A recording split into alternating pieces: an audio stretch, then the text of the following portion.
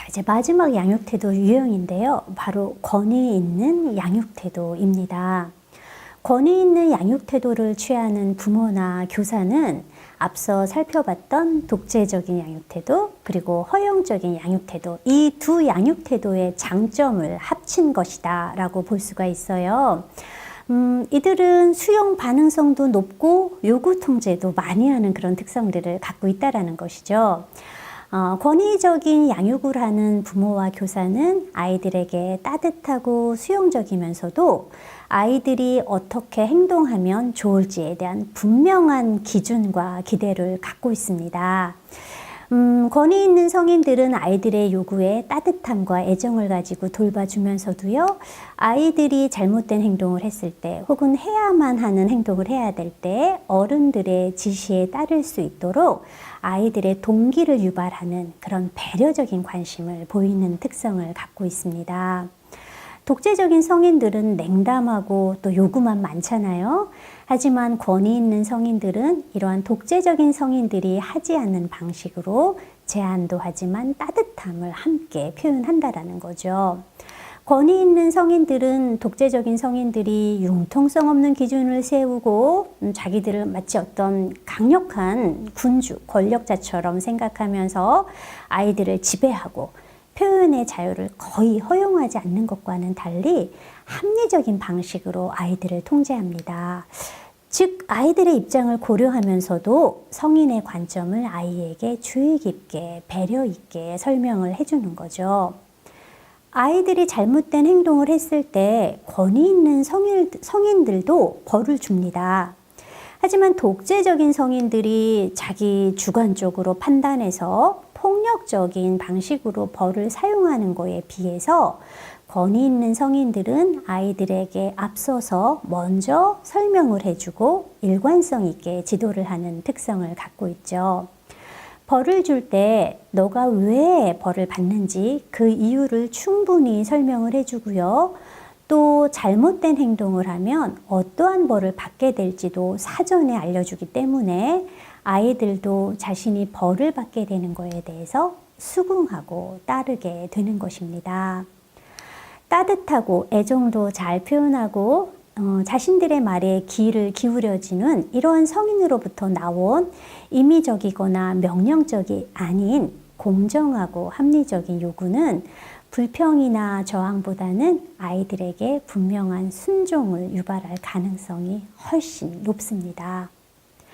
또한 권위 있는 성인들은 아이들이 자신의 행동을 조절하는 능력에 맞게 성인 자신의 요구를 조절하는 데도 주의를 기울입니다. 다시 말하면 독재적인 성인처럼 황당무계하거나 혹은 자기들이 임의로 아주 높은 기준을 세우는 그런 것들은 하지 않는다라는 것이죠. 권위 있는 성인들은 아이들의 발달 수준이나 여러 가지 상황을 고려했을 때 현실적으로 할 만한 요구나 기준을 세우고요. 그리고 아이들이 이러한 기준에 따를 수 있게, 이러한 기대에 따를 수 있는 최선의 방법을 선택할 자유를 또 제공을 합니다. 독재적인 성인과 달리 권위 있는 성인들에 의해서 양육된 아이들은 좀 더 자유롭게 탐색할 수 있는 기회도 갖게 되고요. 또 아이들 스스로 결정을 내리고 문제 해결을 할 수 있도록 격려도 받습니다. 무조건 이렇게 해 라는 게 아니라 만일 아이가 내 생각은 이러이러해요 라고 하면 권위 있는 성인은 그런 얘기를 다 듣고 아이의 그런 제안이 합리적일 경우에는 그런 것들을 받아들이고 그거를 실행하도록 아이를 격려하고 하는 과정들을 실시를 한다라는 거죠. 이렇게 아이를 대해주는 거는 아이에게는 아주 중요한 메시지를 보여주는 것입니다. 성인은 아이에게 나는 너가 되게 유능한 사람이라고 생각을 해. 그래서 너가 좀 자신감을 갖고 스스로 중요한 목적을 성취할 수 있을 거야. 나는 너가 그렇게 잘 행동할 수 있다라고 믿어. 라고 말해주는 것과 같습니다. 이러한 대접을 받은 아이들은 스스로 내가 좀 괜찮은 사람이구나, 그리고 내가 조금 하면 되겠구나 라고 느껴서 높은 자기신뢰감, 성취동기 갖게 되고요. 그 결과 자존감도 높게 발달될 수 있는 것입니다. 자, 그러면은 이렇게 권위 있는 양육을 받은 아이들은 어떠한 발달 결과를 보일까요? 수많은 연구 결과들은 공통된 결과들을 내놔주고 있는데요. 우리 앞서 살펴봤던 양육태도, 독재적인 양육태도, 그리고 허용적인 양육태도, 무관심, 권위 있는 양육. 자, 이 네 가지 양육태도 중에 아이들에게 가장 긍정적인 결과를 보이는 것, 그거 전 세계적으로 연구했는데요. 부동의 1위는 바로 이 권위 있는 양육입니다. 그래서 네 가지 양육 방식 중에 가장 아동을 사회적으로 유능하게 만들고요. 그리고 가장 높은 인지적인 능력을 발휘하게 만드는 것으로 바로 나타나는 거죠. 조금 더 자세히 살펴보면 권위 있는 양육을 경험한 아이들은 사고가 독창적이고요. 성취 동기도 높아요. 그러니까 당연히 지적인 활동에 도전하는 것도 좋아하겠죠. 또 사교적이고요.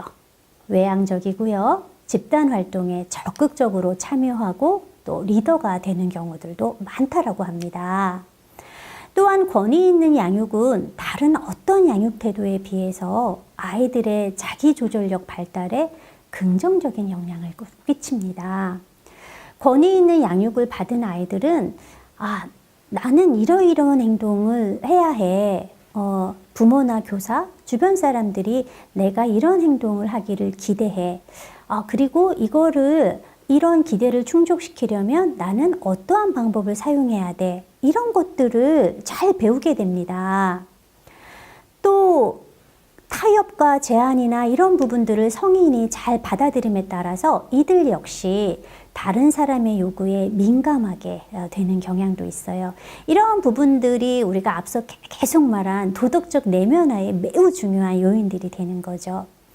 그래서 권위 있는 양육을 경험한 아이들은 행복하고요, 협동적이고 또 유혹에도 보다 잘 견뎌내고요, 보다 독립적이고 사회적인 책임감도 높다라고 합니다. 또한 음주 문제 및 약물남용과 같은 건강상의 위험을 야기하는 행동에도 섣불리 참여하지 않고요, 스스로 과제를 더 잘 시도하고 이끌어갈 수 있게 되는 것입니다. 이렇게 권위 있는 양육이 최고가 된 이유는 그럼 과연 무엇 때문일까요? 권위 있는 양육 유형이 최고의 양육 유형으로 꼽히는 이유를 몇 가지로 한번 꼽아보면 다음과 같습니다. 첫 번째는 성인이 좋은 롤모델, 역할 모델이 되어준 것을 꼽을 수가 있겠어요. 권위 있는 양육을 하는 성인들은 아이들에게 좋은 역할 모델로서 기능을 하게 되는데요. 독재적인 성인이 아이에게 이렇게 해라 저렇게 해라 요구와 기대는 많지만 정작 본인들이 좋은 행동 모델이 되어주지 않는 거에 비해서 권위 있는 성인들은 아이들이 하기를 바라는 그런 행동들을 본인들이 몸소 평소에 보여줍니다. 이러한 행동들을 아이들이 자연스럽게 살펴보면서 긍정적인 행동들을 내면화하게 되는 것이지요. 두 번째로는 일관성을 꼽을 수가 있는데요. 권위 있는 성인들은 무엇보다 일관성을 중시합니다. 아이들이 배우고 따라야 될 규칙들을 일관성 있게 지키고요. 그리고 수행했는지 안 했는지를 늘 모니터해서 아이들이 자신에게 무엇이 그리고 어떤 행동이 기대되는지 잘 알게 됩니다. 우리는 아이들에게 숙제를 해라 혹은 밥 먹기 전에 손을 씻어라 이런 말은 하지만 그 본인들의 기분 상태나 상황에 따라서 어느 때는 아이들이 그 행동을 지키지 않아도 그냥 넘어갈 때가 많습니다. 하지만 권위 있는 성인은 다소 번거롭고 귀찮더라도 자상하게 그러한 부분들을 계속 챙김으로써 아이들이 좋은 습관들을 몸에 익힐 수 있도록 도와주게 되는 것이지요. 세 번째로는 풍부한 정서 표현과 조절을 꼽을 수가 있겠는데요. 권위 있는 성인들은 애정도 많기 때문에 아이들에게 따뜻함도 많이 보여줍니다. 동시에 잘못된 행동을 했을 때는 이를 조절된 방식으로 표현하고 다뤄주는 거죠. 이러한 모습들을 보면서 아이들은 자신들의 정서를 이해하고 조절하는 것도 배울 수 있게 되고요. 동시에 다른 사람의 감정과 정서를 이해하는 능력도 발달시키게 되는 거죠. 마지막으로 권위 있는 성인들은 아이들의 독립성을 격려합니다. 아이들이 독립적으로 행동하는 거, 스스로 문제 해결을 생각하고 시도하는 거, 이런 거 아주 좋아하죠. 이러한 성인들의 태도는 아이들에게 너 스스로 해낼 수 있어, 이런 가르침을 주는 것입니다. 바로 이게 높은 자신감, 자존감으로 이어지면서 이토록 좋은 발달 결과를 갖게 된다라고 볼 수 있겠습니다.